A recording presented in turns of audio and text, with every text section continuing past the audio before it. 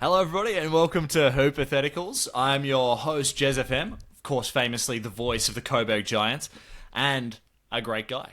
And I'm joined today by my co-host and hot take machine, Tom Nixon. What's up, my friend? Not a lot, mate. Just been enjoying the NBA and the NBL as well. For those who are locked into not only Victorian basketball, but also the Australian National League. As we were discussing before, they're in Game 5, famously the Game 7 of the finals here. And we're in for a doozy on Sunday afternoon, AEST. The final game, mate, is shaping up to be a huge one. Can you remind our viewers who's playing and what are the odds for this thriller blockbuster final game?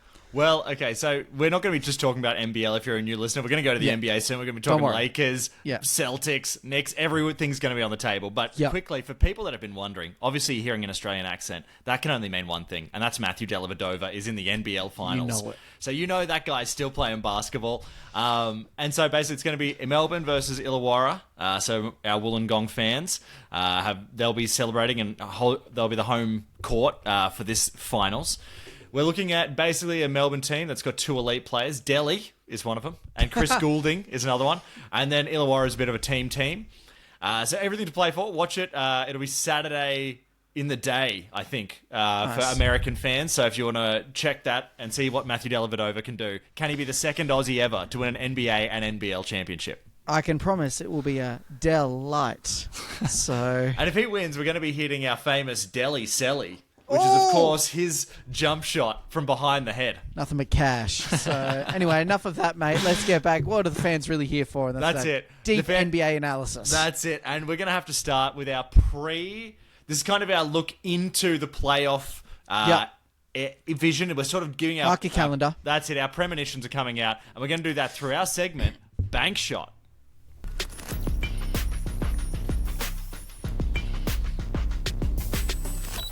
Alrighty, is it a bull market? Is it a bear market? We're about to find out here on Bank Shot. What we're going to be talking about is stocks that we are investing in or dropping, but these aren't stocks you can buy on any stock exchange. These are NBA stocks. These may be players, these may be teams, these may be other paraphernalia.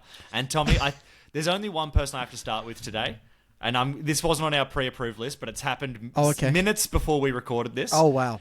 And that is a Bank Shot. Are you buying or selling stocks on Sandro Mamukelashvili? I saw this. 34 points in 19 minutes. Now, if people are wondering why we care so much about this guy, he's been mentioned heavily on the last two podcasts. Oh, man. Between him and Delhi.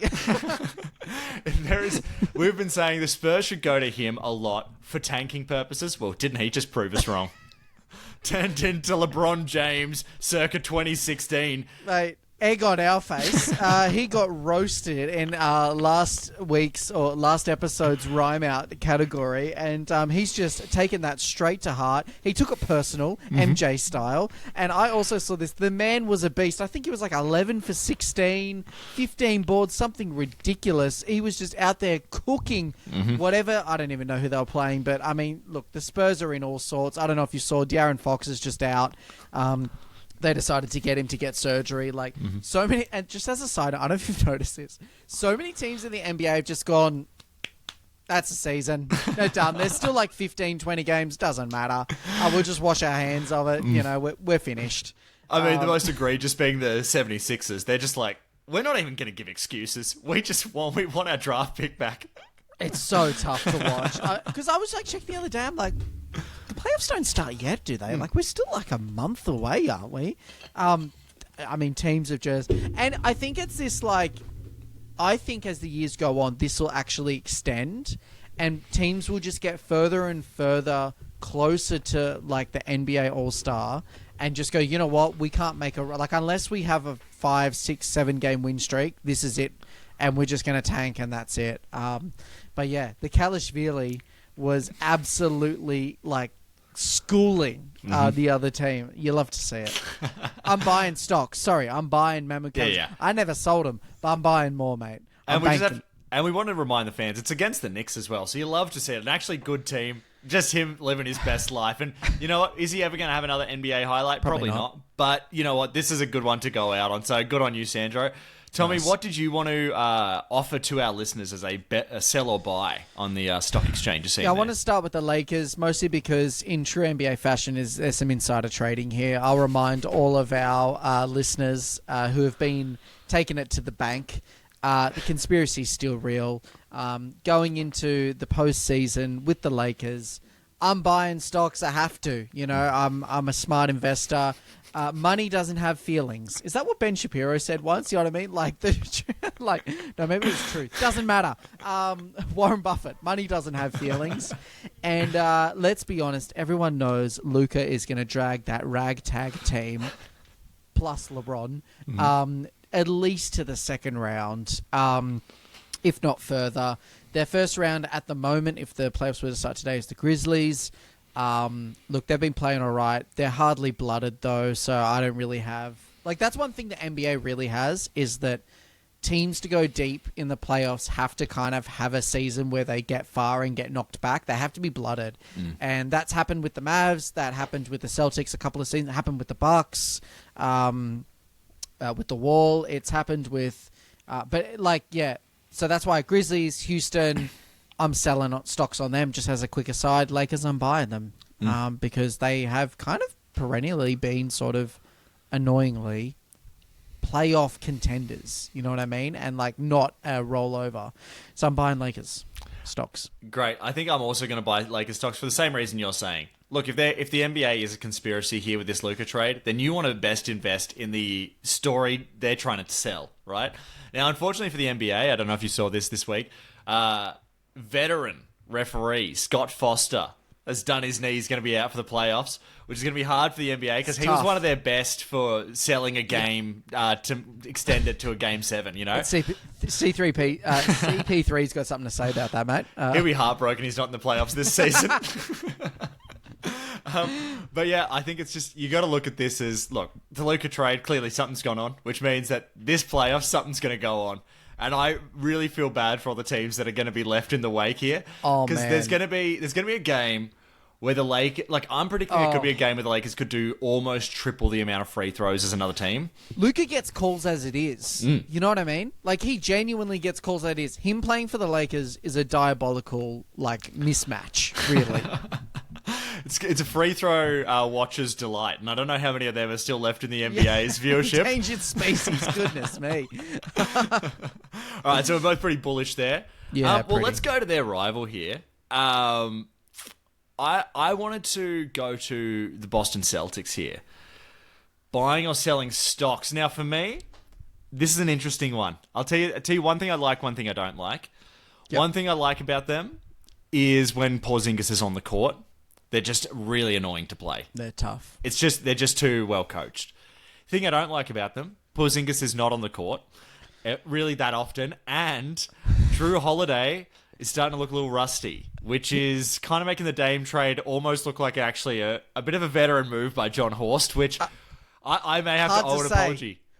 We may publicly have to go on the record and say Horst has actually, the last kind of 3 months, he's looked pretty good.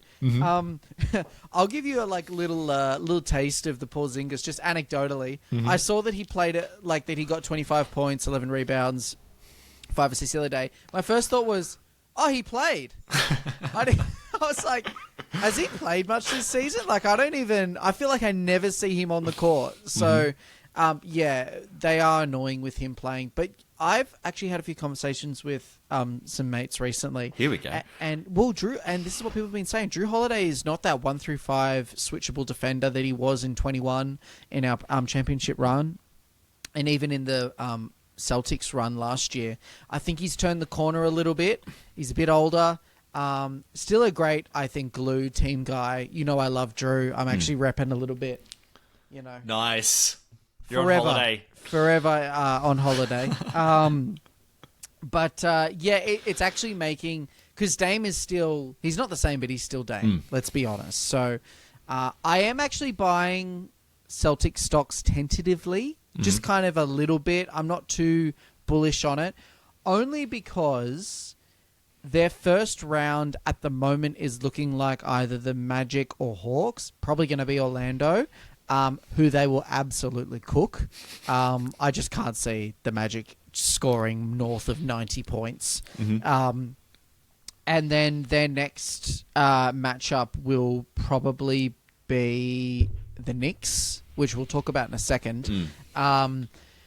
So I think that they've essentially got a one-way ticket to the conference finals at this rate.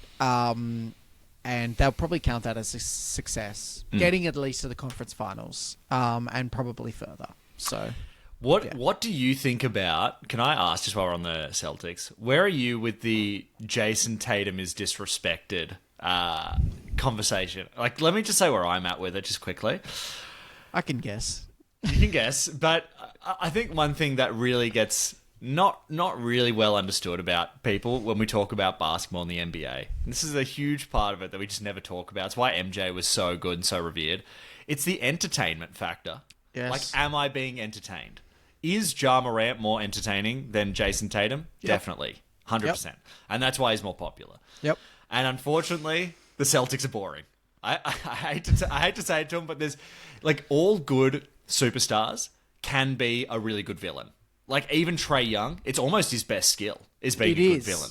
Yeah. They don't have villains on their team. They have people that show up, clock in, do their job, and they do it well. Joe Mazzulla, like, embodies this. Yeah. But they're not starting stuff, you know? They're just locked in. And is that a good thing or is that a bad thing? I guess we're going to find out, but I am just going to say no one's afraid of them. No, and we've been saying for years they're the most bullyable team in the league. Yeah.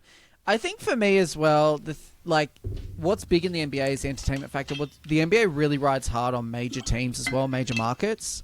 And I have absolutely zero sympathy for Tatum at all because they're in a major market.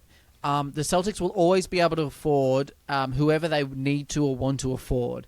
And look, I understand that they drafted well with Tatum and Jaylen Brown. Like, that is homegrown talent and fair cop. But I'm not going to feel bad for him that he deserves... Like, he gets every call he wants. And, like, I think I would actually like Tatum more if he played for, like, the Kings, or he played for the Grizzlies, or he played for the Hawks. You know, these are, like, small market teams, and, like, it kind of has that chip. I don't know why he plays like he has a chip on his shoulder. It's like, dude, you're a very successful basketball player. You've been to the conference finals a bunch of times. You've you didn't get finals MVP. That's like the only thing you didn't get. That's kind of because you were cheeks in that series. I don't feel bad for him at all. Yeah. All right. Well, I'm selling stocks. Celtics, man. Even with all that, you're buying stocks. Who you got next for us, Tommy? Yeah, we've already mentioned it quickly. Just on the Knicks, I'm selling up big time, baby. I'm clearing it out on this. I think I had some stocks in the Knicks maybe a couple of episodes ago. But the more I think, like, the fact that they're seeing the Celtics in the second round, if it lined up so it was probably conference finals, I'd probably be a bit more bullish on them. But they're just going to be so injured. Like, it's a classic Tibbs. They'll be beaten up. Brunson's also already dealing with a rolled ankle, which I feel like happens every year right before the playoffs. I feel like they had the same thing with, like, Josh Hart last season or something. Like, I think DiVincenzo was dealing with rolled ankles, like, or knees. I know Hartenstein was injured for ages. Like, they always have big injuries. So, yeah, I just can't see them going far. I also think they're kind of perennially a second-round exit, so I'm selling on Knicks. Yeah, I'm also selling on Knicks. Again, Knicks fans, we're sorry, but the reason it actually has nothing to do with the roster. It's got to do with Tibbs. He just overplays his guys. There's teams that don't do it. Like the Thunder is not really playing its guys because they got so many guys. They just keep rolling people out, and that's just going to make them healthy for the playoffs. And unfortunately, Tibbs is too bullhardy about this kind of philosophy. It's the same problem Coach Bud had when he coached the Bucks, which is that he believed in his philosophy too much. There's just no flexibility. And I think that what's going to happen is it's just I can't see how they're going to make it through 4 rounds without injuries. And injuries can really swing any playoff series. It's the last thing you want. And this is just a bad strategy for that, in my opinion. So, Knicks, hate to Knicks you, but you're gone. See you later, mate. Who have you got next, mate? The Cavs. The big talking point. Yes. So where are you at? What, buying or selling? They've just had a couple losses. They had that 15, 16 game winning streak, whatever. Yep. Where are you at heading into the playoffs? Where are you at? I don't know. I'm kind of holding. I'm kind of like, okay. I don't know how I'm saying wait and see, but I'm waiting and seeing. I think I've had it on the record for a while saying they're going to be a second round exit. They haven't really been blooded again. Their second round is likely will be the Bucks or the Pacers. Hopefully the Bucks. But even that, I think if whoever it is, as much as I'm like a Bucks through and through, let's go baby, ride or die, I do think they'll probably beat either team. Pacers are definitely not going to the conference finals again. I don't care what anyone says. They're going to get pumped. But I think they'll potentially lose in the second round. If they don't, they're definitely losing the conference finals. I can't see them beating the Celtics. Wow. I just feel like I don't know what it is. I just smell a Utah 4 years ago in the water. That's what I'm smelling. I'm smelling Grizzlies 3 years ago in the water. They had a crazy record. Like, they were best in the league. I'm fine in the West, someone once said. I'm just not buying playoff, longevity. Although they do have a pretty deep team, I'm kind of holding. I think this would be a great test for them. But you know what I think it hinges on? The whole thing hinges on Sam Merrill. The peril. But I can't believe we got it. Mate, every time he splashes a three, I just... Okay, just a quick aside. Who's the ex-Bucks player that hurts you the most when you watch him? I'll tell you who it is for me. DiVincenzo. Yeah. He's got an all-round game, and he would be so good on the Bucks. And he's such a good backup point guard. To me, he's the person that I look at as a Bucks fan, and I go, heartbreaking trade. The only thing that I'll say to DiVincenzo is that he has been injured a little in and out. Now, is that because Tibbs ran him into the ground? Maybe. He has been a little injured this year. I mean, is that just bad luck? I didn't feel like he got injured right before we traded him. I didn't feel like it was that bad. It was his first injury. But yeah, that one stings me the most. You've said quite rightly that Brogdon was probably, in hindsight, a good trade. Yeah, I was dirty when Bryn Forbes went because he was actually really... I know that's a deep cut. That's a deep cut. But I thought Bryn Forbes was actually really good, but then he kind of dropped off the radar, so maybe he was just good in our system. Yeah, Sam Merrill, though, like he's kind of been splashing it. That one hurts me at the moment because he's been good all year and he was good last year too. It's tough. Sorry. And low-key Sandro Kalishvili. And big ups to our Kalishvili brother. And honestly, Thanasis is another one that you got to throw into that mix. Have you seen, sorry, we're going off script here. Have you seen Thanasis at sideline of all the Bucks games recently? He's so good, man. And you know what? I feel happy seeing him. I don't know how... Now I know how Giannis feels. Because when I was seeing him, I'm like, we're back, baby. Thanasis is there. He's like almost... I think I saw him like almost coaching and stuff, like from the sideline, G'ing up Giannis. So, yeah, I don't know what he's at in his life in between Thanalysis episodes. But I'm just happy to see him again. You know, I really think that if Bango ever gets injured, they should just suit up Thanasis because he's got the energy and he knows the Bucks fan. And can you imagine if the reveal of Thanasis's head out of the Bango head, the crowd would explode. Would literally explode. It would self-ignite in ecstatic, like, excitement. Sorry, Cavs. Yeah. What are you doing with your stocks? Because the Cavs, like you said, they lost that game today. Whatever. They're still like 52 and like 14, something ridiculous. Yeah, no, you know what I think it hinges on? I think it hinges on how well is Mobley gonna guard big players. Like, how well is he gonna be able to guard big players, and can he run the center for a lot of the game? Like, can they pull Allen? Because Allen is going to be a weakness for... Like, Dame is just going to bring him up every time. I mean, I know they'll base their defense around not letting that happen, but it's going to be the primary option. And so I think that it's going to depend what can, like, because Allen's just going to come out. They're going to get Brunson if that's a matchup, if that potentially happens. Every day. Halliburton, it's just, they're all going to pick on him. So it's going to be what can Mobley do against guards, I think. And I think he's pretty good, so it'll be interesting to see. He is pretty good. I'm kind of reminded of like Chet from last year in the playoffs. Like he got punished. But he was more punished not by fast guards, more by big guys like deep in the paint, in the post. I wonder if they'll go that route or if, I can just see, Hallie Brunson just eating him for lunch.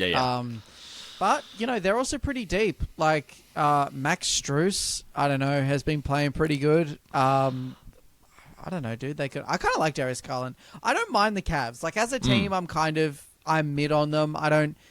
They're kind of just small market enough for me to enjoy them. And I feel like they're not pricks. Like, they have a humility about their season. So, that's where I'm at with the Cavs. I'm kind of holding steady. All right, I think I might buy some. I'll buy some a little bit right now. I think that's where I'm at. Right. I can see him making the finals. I can see him just being trippy. But I can also see him being a second round exit for sure. Yeah. It's somewhere in there. The last one that I wanted to do. This is a bit of an unscripted one here. Are you buying or selling? This is just something I've noticed. Herky jerky offensive players. Do you mean just like players that they like the microwave? I'm talking SGA. I'm talking Jalen Brunson, where it's just herky jerky. It's slow mo. It's people where you're like, when are they releasing this jump shot? Because I've seen them put their feet down, and now it could be 10 seconds till they release the ball here. Yeah, Brook Lopez kind of does this. I feel like, especially recently, he's just been ridiculous. Those spin fades that he does. I'm probably buying into it. I mean, they're two of the best players, or some of the best, at least SGA in the league. I also think that like they're hard to guard, and I wonder how it's going to go in the playoffs. I think they're going to go pretty well. Like this is SGA's chance to really make a name for himself. But I think Herky Jerky's fine. They work well in the system. That's why they're fine. You know what I mean? Yeah. I think my theory with Herky Jerky is it's about the new NBA, and it's about how everyone kind of knows the stats now. Everyone knows it's threes and layups if you can get that. Yep. And so now every team does that. So what's the difference now? Yep. And now it's Herky Jerky mid-range guys that can cook in the mid-range and around and finish around the bucket, I reckon. Yeah, people have been saying for seasons now that it's all threes and layups, which it is. But if you look, there's actually a lot of middies that are taken. You know what I mean? Like SGA shoots a lot of middies. Obviously, KD, Booker, Giannis has been hitting a lot. Jamal Murray hits a lot. Like these are, Dame. It's definitely still in the bag. So I believe it. Nice. Did you have any other stocks you wanted to warn our investors about? No, I think that's good for now. Sick. All right, let's jump on to our next segment. We haven't done this one in a while, so fans of a slightly deeper cut, of a slightly older ilk will enjoy this. And this is our segment, Shots Fired.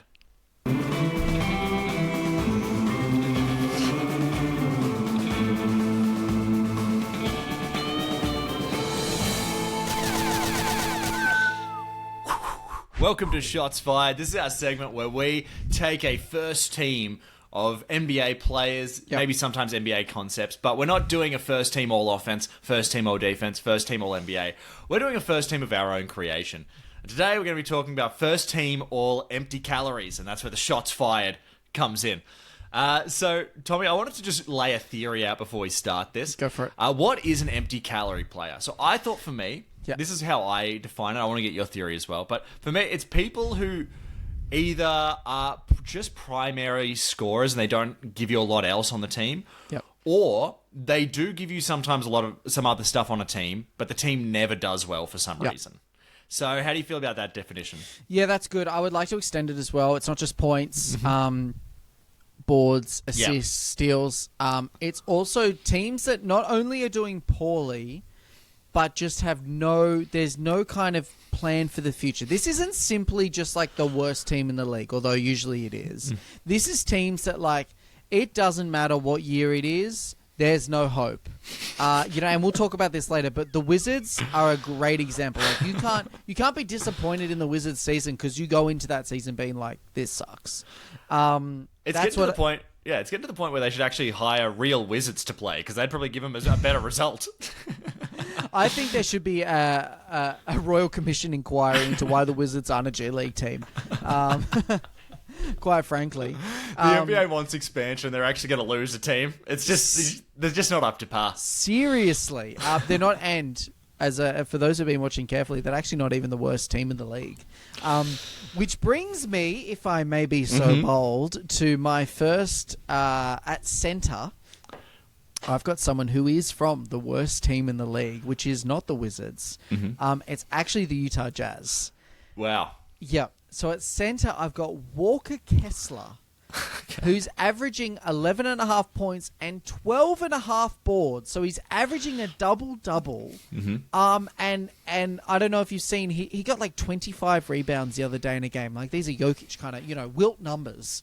But he's doing this on the worst team in the league, which has been the worst for the last couple of years. Look, I get that I just said 4 years ago, Utah, they were great. They sold all their assets, got rid of Rudy, got rid of Spider. But they still they don't really have an identity. Doesn't feel like they're building, doesn't feel like they have this kind of long-term sort of, we're going to draft or whatever. And Walker Kessler's just out there, like, Dennis Rodman style, pulling down every board possible. And it's empty calories. Also, put it this way, who's talking about Walker Kessler? Is he even on radars? I'm shooting some shots here. Is he on anyone's radar? Is anyone asking to trade Walker Kessler? He's just a white dude who gets a lot of rebounds. I'm sorry. He just is. Is he in the running for the Andre Drummond Award for most empty calorie boards this season? Probably. Yeah. Probably. Do you remember the Andre Drummond quote where he said, sometimes he'd deliberately miss shots to get himself more boards? Just nothing more empty calories than that, than that move. And that's the energy for Walker Kessler, because have this as a thought experiment. What team wants him? What team's going to trade for him? Where does he fit and to whom?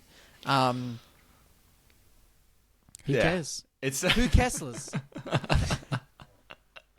All right, well, that's good. That's not who I had at center, so I'm fascinated by that. I love that choice, Tommy. I wanted to pick someone who I wanted to congratulate on setting a record actually this week. Dear. I don't know if you saw this one. He's a character we love to talk about here, but he was the fastest player to 2,000 turnovers. I don't know if you saw this week. Ooh, I want to congratulate Trae Young on beating out John Wall, who was the previous record holder. I think he actually got him by a year, or like a couple of hundred games even. So he's first player to 2,000, the fastest player to 2,000 turnovers. And nothing to me screams empty calories more than Trae Young. And I want to kind of explain why. His teams every year are the same record. It's like 42 and 40, and 40. He's going to give you some of the lowest percentage looks you're going to see. Yep. And unfortunately for his team, he's box office. So they kind of have to keep him around. But yeah, for me, it's just Trae Young. You're a hero that's unsung, but you're also a little too sung. So Trae Young, empty calories for me. Yeah, he's been in this in between. He took his team to the conference finals against the Bucks. So he's shown that he's good, but it's also just the Hawks are so crap, and you watch them and you're like, oh man, this is hard viewing. You know what I mean? Who else is on that team other than Dyson Daniels, the vacuum cleaner? We never forget the Great Barrier Thief. But who else is on that team who's even a little bit good? It's empty calories. I also, again, who's going to it's not a destination. It's not a destination team. I think about this as well. It's an under-talked about thing in the NBA. Teams that are attractive that people want to go to. Everyone wants to go to the Lakers. Mm-hmm. People will go to the Celtics. People used to want to go to Dallas. No one wants to go to the Hawks. No one wants to go to Utah. Why would you bother? So, empty calories. Well, I'm hungry. just left hungry. Well, I actually wanted to kind of do a little theory on this as well. And to me, it's the difference between a 1A and a 1B. Okay? And I think weirdly, sometimes Trae Young fits the 1A category. But I think this also lends into our empty calories chat. Who's a 1B? Who's a 1A? And for me, tell me if you think this is the difference. Okay? So number one is, when they're on nights where their best skill is not working, can they still bring something? Okay, so Trae Young, I don't know if the answer is yes to that. Second thing, I think Trae Young does qualify for this. You're down 7 with 5 minutes left, and you think it's all good. We got this player. And then part 3, this is an additional one. Are they entertaining? Yeah, I think you know my answers to this, mate. He's obviously entertaining. He doesn't have that I kind of, with your first 1A, I think of Drew Holiday, who's going to be taking a charge, playing tough defense. Obviously a great voice in the locker room timeouts, whatever. So can contribute in other ways. And what was it? Down 7 with 5 minutes. Have we got this? Yeah. Down 7 with 5 minutes, takes a half court shot. Is what typifies the Trae Young experience. So, the thing is, I actually don't think he cares about it. And this is the thing with empty-calorie players. I don't think he cares. I think he's like, look, I'm going to get my max, probably a super max. They're going to keep him around. They're not going to trade him. Well, after the Luka trade, maybe they will.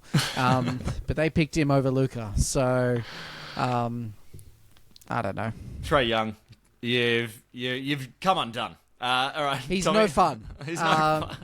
Okay, I've got... look, this is a bit of a layup at shooting guard. I've got someone... We've mentioned this team already. Again, everyone's thinking about it when it comes to first team empty calories. It has to be Jordan Poole. The man is averaging at the moment a career best 20.8 points on average. The Wizards are the second worst team in the league, narrowly beating out the Utah Jazz, I think, by like a loss. Like, I think they have the same amount of wins, but they've lost one less game. So that's tough when you're passing it out so thinly.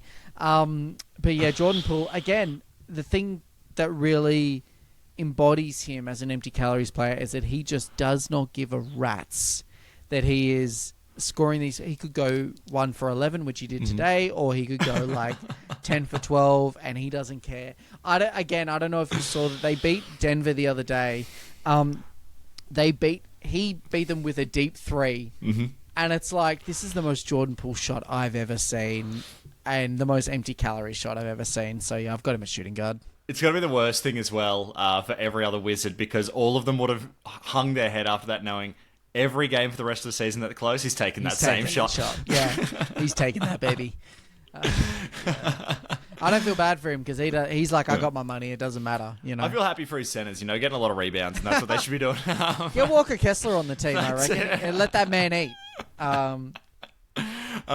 Alrighty, I wanted to go I think this is a bit of a roast and a bit of a shots fired, but I wanted to just sing this out to this man who's never made it out of the first round of the playoffs. He gets talked about as a huge trade candidate all the time. Yeah. And that's our man, Zach Lavine. This man, every time your team plays him, he goes off. Yeah. But for some reason, his teams are 500 his entire career. Yeah. This man cannot get out of the first round if he even makes it. Has he made it once? I think he's made it once with the Timberwolves. Has he? We might have to look this up. Has Zach Lavine ever played in the playoffs? He must have. No, he would have for the Bulls. For the Bulls. He played against us for the Bulls. I think he's one of these players that when he gets to the end of his career, he could be looking at records for longest career with fewest playoff games. That's kind of where his career is. And as much as he is a good player and he hits a good shot, I just cannot see a team that uses him to be really successful because he's just built to be a max small market player. All right, so I've just got these hot stats here for you, mate. Great. So in 2022, he played Milwaukee as part of the Bulls. And this is in the first round, I believe. I think I remember this. Yeah. 5 games. It did go to 5 games. They won game 2. He scored, let's have a look at his points, 18, 20, 15, and 24, with a plus-minus aggregate of minus 41. That couldn't be more Zach Lavine empty calories. If you tried to pass those tough. 2 stats, that's exactly what you're looking for. Oh, that's really tough. He was shooting .462 from the field. He only hit 9 3-pointers the whole series.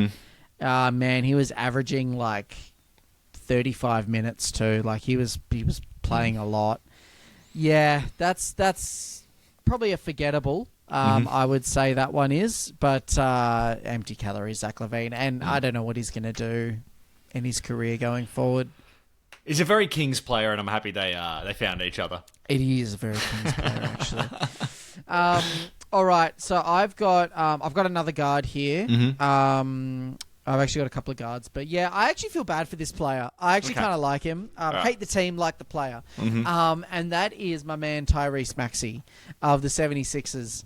And I actually think that he's a consummate professional. He plays hard. He plays well. He's a genuine all-star. He's averaging 26 this season on a wasteland 76ers team. And I don't know, it doesn't get more empty calories than that because he actually has the disappointment. Everyone, when, they re-signed Paul George a couple of years, obviously, MVP is only a year or two old from winning the award, that is. And he's had to be the guy who's the number one option when he really should be the third option. So, yeah, poor Tyrese Maxey. Bro, you could be averaging 30 and no one would care, and your team would still suck, unfortunately. You would hate to be a 76er. They're also a major market, though, so this is what I'm saying. I don't care about the team at all, but I feel bad for him. They won't trade him either. They will, it's like he's been pinned to the team. They won't let him go because they're like, we need someone. And he's also entertaining, you know what we're talking about. So he can't even really request a trade because they're like, no, you're staying. We'll give you money, All right, Tommy, instant bank shot. Who would you rather be a fan of, Mavs or Sixers, going forward? Sixers just because of Tyrese Maxey. Okay. And I hate the Sixers. But the Mavs are just in a whole level. They're in a different Dante ring of hell. They're so bad. I put this up on Reddit and it got a bit of traction here on the NBA Talk. Yeah. But I was saying, it's getting so bad. I don't know if you heard that they may have to forfeit a game. They have that few players. I did. Because they can't sign new players. I've pitched this idea.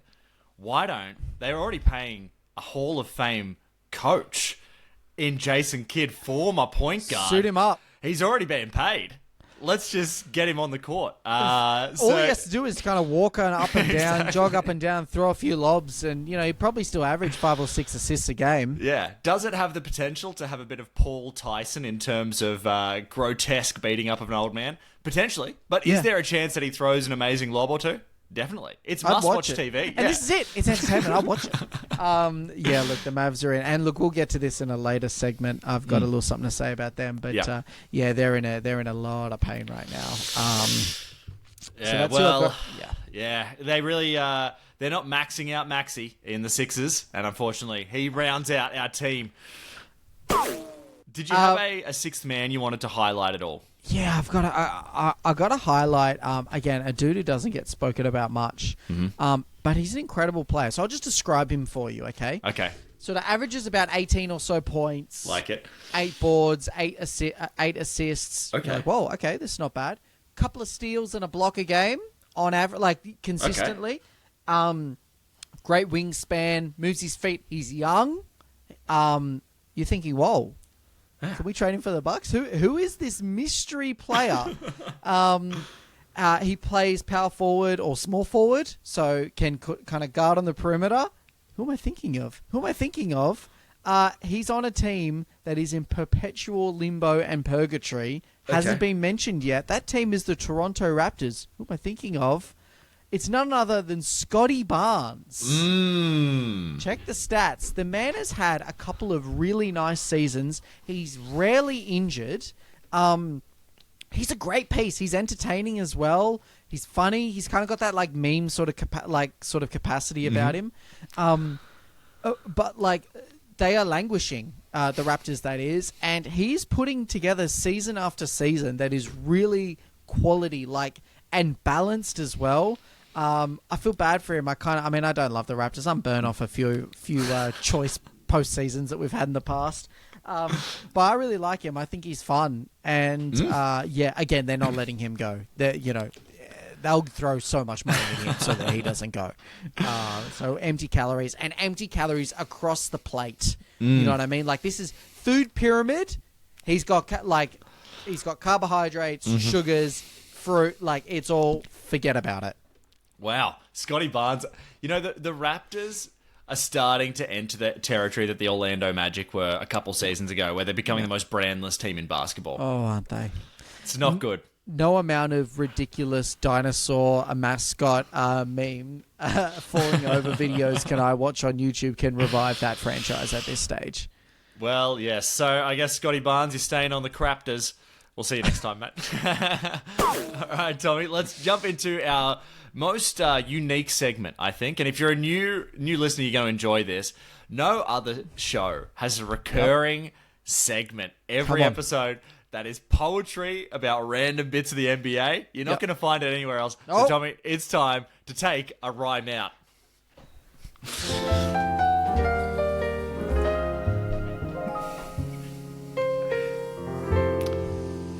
Fantastic. Welcome to Rhyme Out, our open mic here where we do a bit of open mic poetry for a random concept in NBA. As is tradition, Tom, you're going to have to lead us off. Okay. So I want you to step up to the mic. Everybody, please welcome Tom Nixon to Rhyme Out. Thank you. A lot of my rhyme outs have been Bucks related, and this week is no different. All of them, actually, yeah. Okay, thank you. So when you said NBA related, I think I need to start branching out. But look, for this week, we're sticking with the Bucks. This is a Bucks podcast, after all. Okay. This is based off the last few games, so this is close to my heart, this poem. It's passionate. Mm-hmm. Ranked 15th in the league at 113 per game, with 2 top 75 players that should make it rain, I take offense at our offense. For 3 quarters, everything goes swimmingly. Brook escapes 3-second violations to block the rim, Ingley. Yes, our defense is no longer the issue. Kuz's footwork got me reaching for that tissue. Instead, when that dreaded final 12 hits, we run the same pick and roll, resulting in tough looks that frequently miss. So Doc calls a timeout and forgets to draw up a play. And I spend the time preparing for Rhyme Out to see Giannis drive to the bucket unafraid. Can someone please throw that man a lob? Else all I'll do is sob. I fear that once again in the playoffs we'll be robbed by none other than a man named Doc. Wow. Okay. Well, I don't want to get into this too much because we do have a Bucks chat coming up, but I will say there's a lot of things in there that I do want to touch on, and we're going to have to get in. But for us listening to this in the future, the Bucks have just gone 5 of 7 in their last, where they lost that 5. That's not a positive 5 and 7. That's a negative 5 and 7. So we're in a bit of a tough period just heading into the playoffs. Yes. There's a lot in there. Some really good rhymes in there. I also like the use of like the old English where you started a sentence with else. I like that. That was kind of added a bit of sauce. Yeah, look, I've just seen us throw it away in the fourth quarter too long. We won't get there. No. But yeah, I thought I'd wet our Bucks palate with a little bit of bit of poem about it. And look, actually, big ups to Brooke recently. Been kind of cooking. Yeah. But without further ado, my co-host, best mate, and a rhyme machine, Mr. Fenton Menzies, I welcome Jez up to the stage. Thank you very much. Thank you. Tipping my fedora there for this segment. Here we go. So this one, the rhyme scheme does get a little bit all over the shop in terms of just meter, and you'll see. There's not a lot of consistency, but hopefully I'll land the plane here. I'd have it no other way. Yeah, exactly. So this is a poem for a team that has underachieved so much this season that it's actually amazing. So let me kick this off. 10th seed, no Embiid, paying 45 mil for podcast P. PG and Joel make 100 mil, played the Olympics, now they're going to chill. I'd like to see a little lessy of Maury, a little more of Maxey. They want to end this whole... I think they want to end this whole saga. The fans will even pay for the airport taxi. To all my Sixers fans, I'm sorry, my friends. It's time to start the process again. Oh, I just felt like it was time. We had to talk about what has... Like, I mean, look, do we talk about the Sixers every time with a wry smile? Sure. Oh, it's rye. It's more rye than bread I've consumed. Just quickly, Tom, let's just get 30 seconds of your thoughts on... You've got a team now who's not only thrown in the towel, but it is... They're looking at... I just looked on before this podcast. They're paying $100 million for PG and Embiid, and both of those players just signed their extensions this season. That's $100 million and more going forward. I just want to get your thoughts on where the Sixers are at and what's going on there. Yeah, they're in a world of pain. I've seen a couple of their rookies play all right, but it's a tough day at the office when your bright sparks are your third option and some nameless rookies. I don't know if they will... So even if they come back next season healthier, I think both of them at best are like mid-season returns. At best, they're like looking at a first round, like they may sneak into the first round. But yeah, I think that the hardest pill for them to have to swallow is to say we have to start the process again, because they've been on the process for 6 seasons. Is that right? Maybe a bit longer. Way longer, 7. dude. They've done the process since 2013. Oh, really? Yeah. So we're at the tail end now with Embiid, because that's like when they started tanking to start getting Ben Simmons and classic and Tough Embiid. And Markelle Fultz. Jeez, that is a murderer's row of rough first top 3 picks. And also, you'd love to see them in a game of horse, because those men, they have the most broken jumpers I've seen. Wow. I think Delhi would just take them to the shop with that. So it's, you know what, and just quickly, I think let's just do a quick 15 seconds here, because now I think we're actually looking at Embiid's legacy, and I think we can see the whole thing. Like, the whole picture has now been drawn out. We know what it looks like. Yep. And unless he's going to be like one of these guys who comes off the bench for a championship, like he decides like I'm going to take a minimum and play for OKC and come off the bench. Yep. His career is going to be like second. The highlight is Kawhi shot. Yeah, it broke him. We've said it before, we'll say it again. That second round really broke him and them, and they haven't recovered since. And I don't know what they're going to do, man. What do you think? What's their play? Like, just real quick, what's their play? Because they can't get out of these contracts. No one will take the trades. PG's career is probably over as well. He may be like a good 6th man off the bench. I'm not sure he'll want to do that. But what's their play from here for like next season after? It's like it's grim. I don't think they're looking at a lot of good options.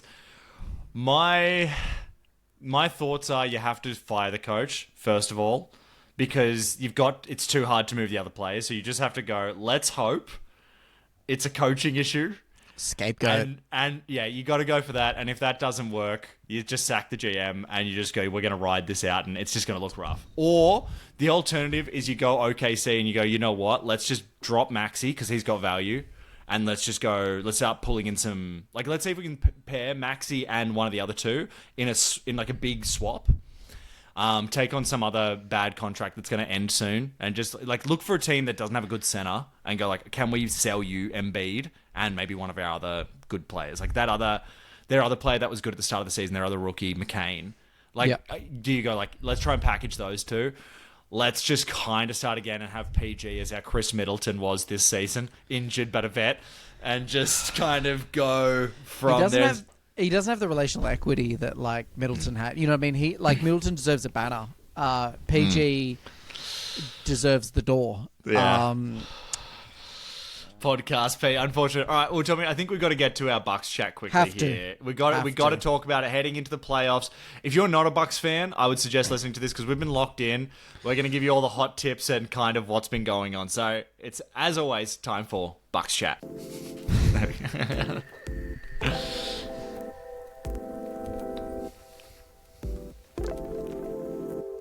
Alrighty, this is Bucks chat. And if you're looking at this and going, what does that have to do with the Milwaukee Bucks? It was the only animation I could find that had a buck as part of it. So that's why it kind of has a somber feel to it. But we're both energized about how we're feeling about heading into the playoffs here in many ways. I wanted you to kick us off, Tommy.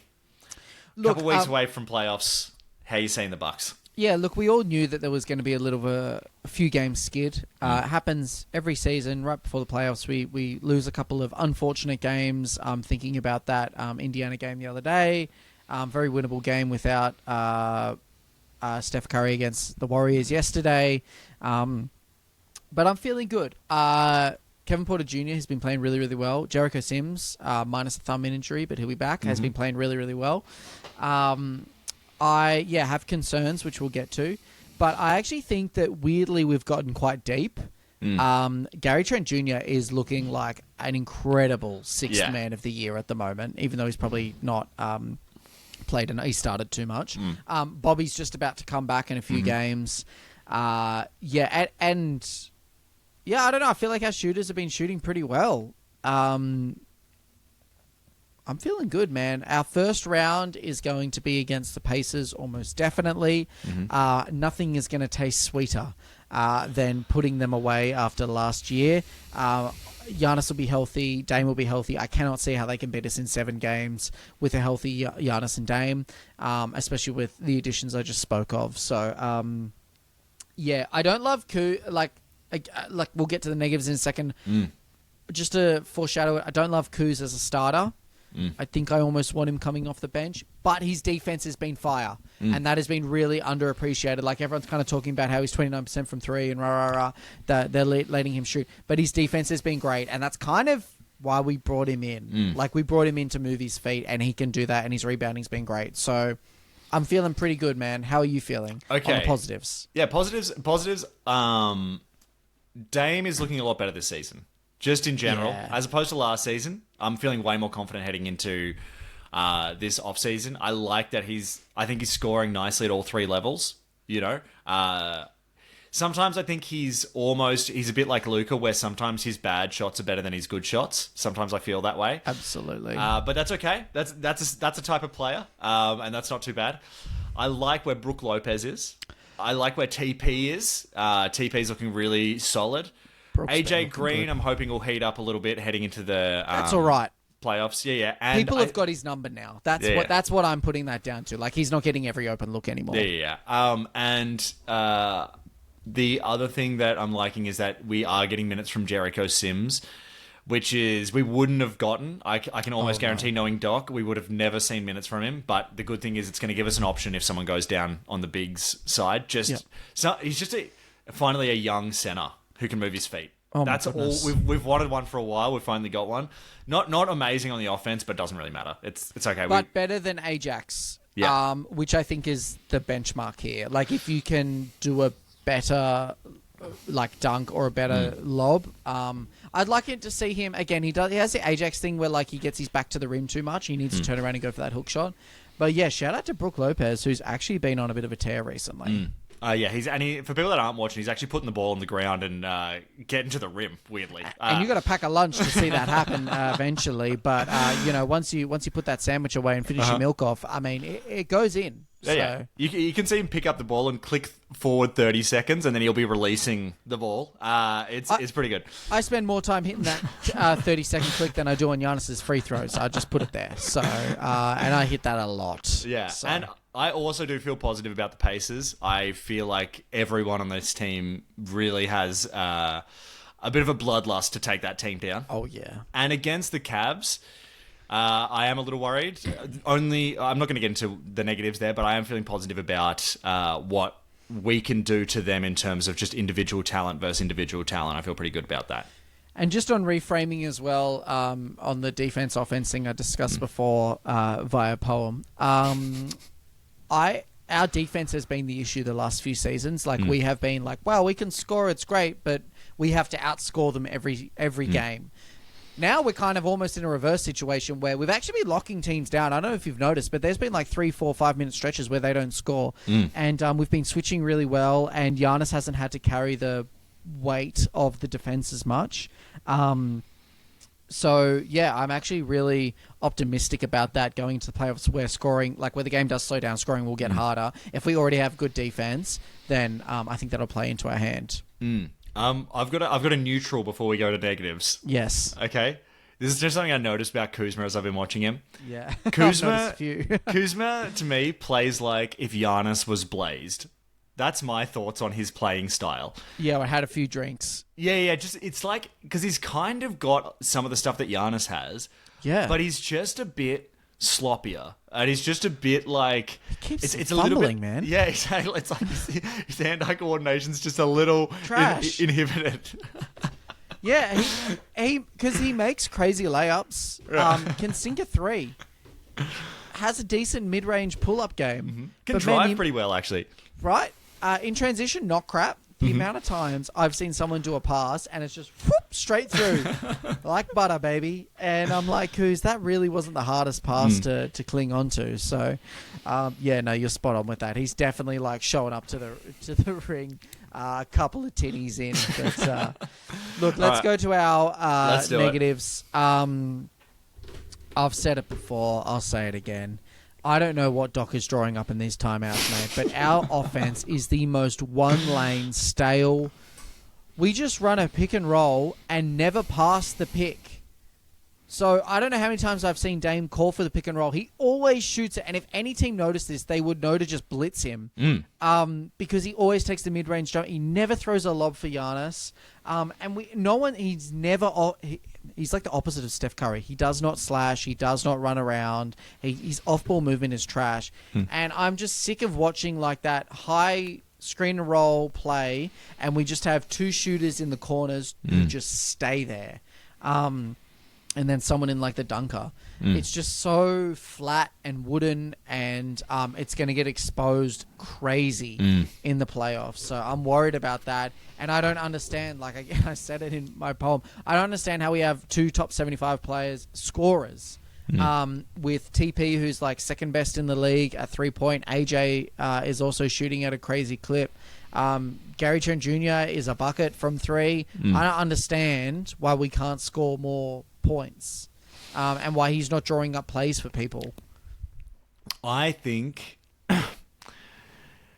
there's something when I watch JJ Reddick versus Doc Rivers, and there's a bit of a difference. And I think JJ is like a new style coach. I think there's new style coaches and there's old style coaches, okay? And when I put Joe Mazzulla in new style, I'd put the coach of the OKC in new style, I'd put Ime Udoka in new style, and I'd put JJ Reddick in new style. And I would put Doc and Rick Carlisle, who are going to play probably in the playoffs, in old style. Tibbs. And they come from a different era when not everybody was as skilled. I think what the new style people realize is that your fifth man could have made an all-star team in 2006. Yeah. You know what I mean? If he was the first option, 100%. Yeah. He's averaging 20. Yeah. So what the new style coaches realize is like, my whole team is a weapon. And how can I unlock that? And I think old style coaches are like, how do I draw up plays that get our best players good looks? Our stars. Yeah. Wow. I think that's just big, and I think that did the you league steal that take, or did you come No, up I just with came that? up with it then. Good take. Good take. Because I've been thinking about why JJ Redick's so good, and I think he's got all the old style plays, but I think he just understands the game at a modern thing. That's why he can play no center, because he understands, like, we know how to make points on the other end. They got a man called Dalton Connect out there scoring points. I didn't even know he existed until like 3 weeks ago. And I watch basketball, man. Yeah. Like, yeah. Who is that dude? And how is he like averaging 15 over the last like month? And just to kind of put a finer point on it, I think that JJ Redick would play Ajax more, because I think he would. He could work out where Ajax fits into this and how to use him as a slasher, you know, how to use him as a screener. Because when I see our biggest weakness, which is young teams that like to run, Ajax is like the player on our team that we need on the court in those moments, because even if he's not a great offensive player, he's like one of these players, your Great Barrier Thief, your Matisse Thybulle. When they're on defense, good things happen. Yeah, it's just it just throws their offense energy off. Yeah, yeah, it's basketball energy. Like he causes deflections. It's intangibles. We talk about it a lot, but like, yeah, he's the guy who he's a disruptor as well.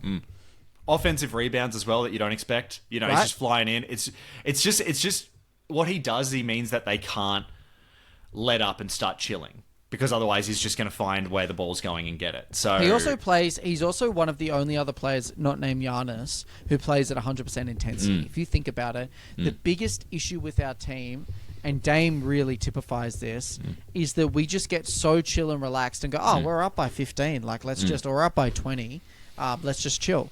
And we get too cute with it. And we get to like, yeah, the game's done. We'll just walk it up the court. And it's like, you're risking 5 seconds. You get double teamed. And yeah, whereas Giannis and Ajax, like, they usually are playing 10 out of 10 all the time. We need more of that. Yeah.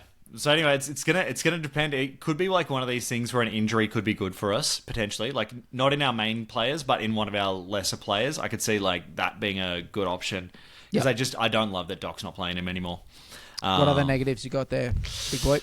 Other negatives, quickly. I don't think I have that many. My only other thing is if you were to draw out an ideal playoffs for us, who would you draw it up as? Like, just, you can pick any team in the top 8. How are you looking at where, like, sort of how would you like to see it go? Go. Yeah, no, you go. Well, I was going to say, I think, do we agree that Pacers are a good first team? Absolutely. The alternative is the Pistons. Yeah, I mean, look, this is my heart speaking. I want to see the Pacers in the first round just to put them away. Me too. I obviously wouldn't mind the Pistons because I think that'd be an easy win. I kind of like, just as an aside, Pistons Knicks at the moment in the first round. If it was to start today, I don't mind that. I actually kind of like the Pistons. I feel like they've got a big old chip on their shoulder, and Cade's fun to watch. And I also saw Bickerstaff just roast. Did you see this? Just roasting the refs in his post game, and I was G'd up, man, and I'm not even on the team. So but I would like Pacers, and then second round. It's probably going to be Cavs. Almost definitely. I actually kind of like us in that, even though they're easily. Let's be frank, they're the better team. They're deeper than us. They're just better than us. I do think that we have experience. That's the only thing we've got going into that. We have experience. They don't. Yeah. So I think that we have like a shot at it, and then Celtics are going to be That's a tough conference final. That's who you want, though. It's like what you want. You'd earn it by then. Yeah. It would be kind of different to our playoff run where our conference final was sort of the Nets in the second round. And then the Hawks. The Hawks wasn't really a conference final. Do you know what I mean? And then should we make it to the finals, again, this is big ifs. You're probably looking at, I would say, either a Denver or an OKC. I would even throw the Lakers in there, honestly, dude. Maybe the Lakers. I'm worried about them in the playoffs. I think that they, just because the Luka factor, like how much Luka did last year, and then they've got LeBron who knows how to steamroll a team. Yeah, absolutely. I don't know who. I don't want to see Denver in the finals. Just as get that out of the way, I do not want to see that at all. Thunder, like I've said, they haven't been blooded. It would be tough, but we've beat them before, so I wouldn't mind that. Lakers, I don't want to see that because. Oh, man, they'd just be blowing the whistle the whole game, and I just don't want to see it. What about you? Do you have any other comments or thoughts? I mean, the only thing is, if we are playing the Knicks in the third round, I'd be so happy because I'd bet almost money that one of them is going to be injured, if not more. And so I'd feel really good about that in the third round if that's how it plays out. But yeah, I'm with you. I don't know if I'm as hot on playing OKC. Because I just feel like the coaching could be too much for Doc with that one because they've got too many random people. They'd beat us on youth and availability almost entirely. Because again, every team deals with an injured player or an almost injured player. Like Luka famously got the Mavs to the finals on one leg. So and Giannis injured his knee and came back. So they don't have that issue. They've got like 12 dudes that they can just run. Yeah. All right, Tommy, it's time for our final segment here. Our Let's go-to, go, it's every episode. Let's go, baby. Cody, bank.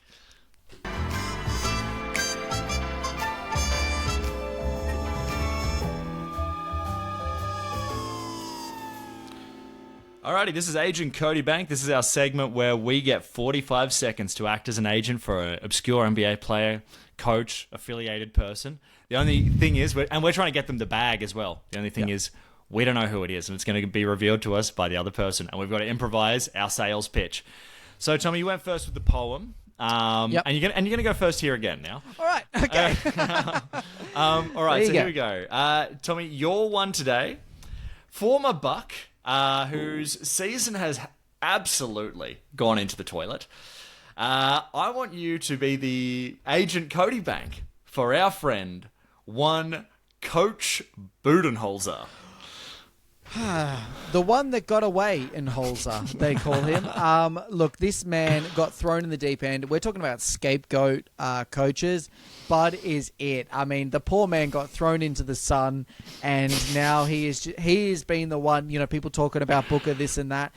He has a system. He just needs players to buy into it. And if I can think of two players who don't want to buy into a system, I can think of KD, and I can think of Booker, and I can also think of Beal as a sixth man who's not buying into that system.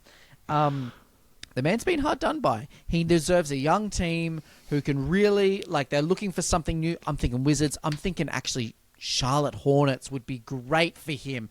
I think that he could really do something. He's done it with the Hawks before, years ago. He can do it again. Bud's a good coach, just not in the playoffs, but they wouldn't get to the playoffs anyway, so it doesn't matter.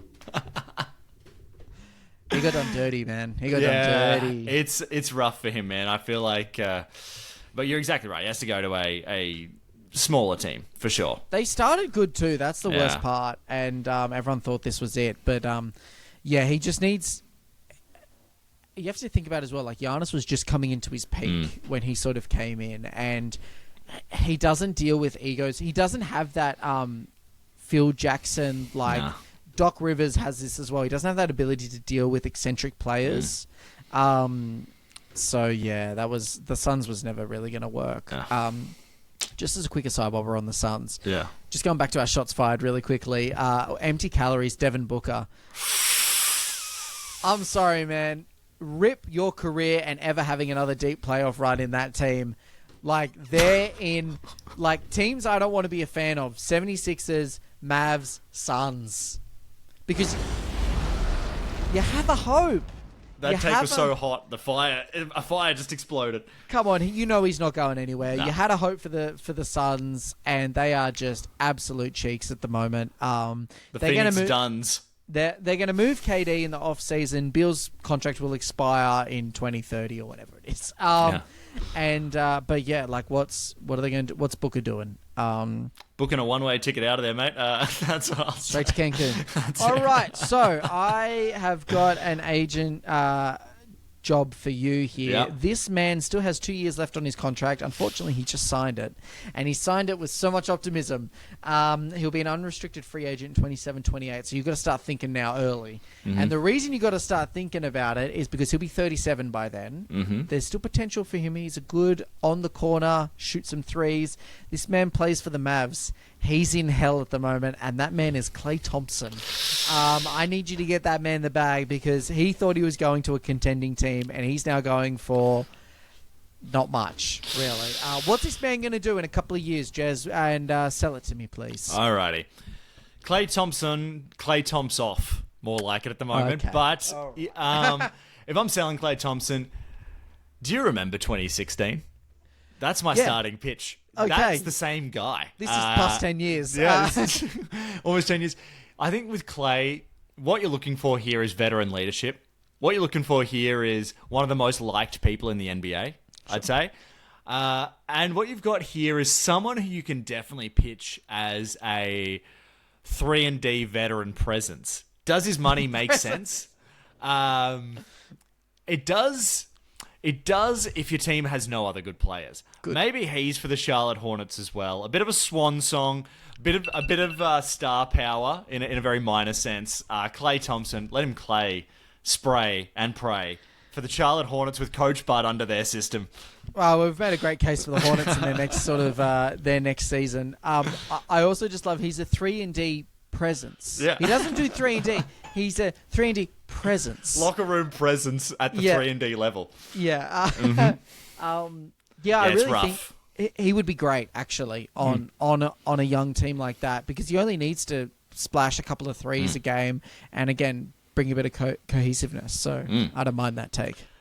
Last thing I wanted to leave us with before we just exit here quickly, a very quick one. We were very early on this, but we said that the Luka trade would be huge for Bronny. He actually is getting minutes, so we were 100% right on that one. And you know what? I don't want to do an impromptu sort of tinfoil hat arrangement here, but I wonder if LeBron orchestrated this because he knows that Luka is a kind of he's a general. He gets people involved, great at passing, great at, getting people scoring at a high clip. He wanted Bronny to get minutes, get some easy dunks, easy layups. So he got the man. He couldn't get Joker, but he got Luka. So he got the man to do it. And Bronny... Tinfoil hats on. I'm putting it on. I'll be honest with you. Alrighty, tell me, did you have anything else you wanted to leave us with? Nothing but a Finn. Finn.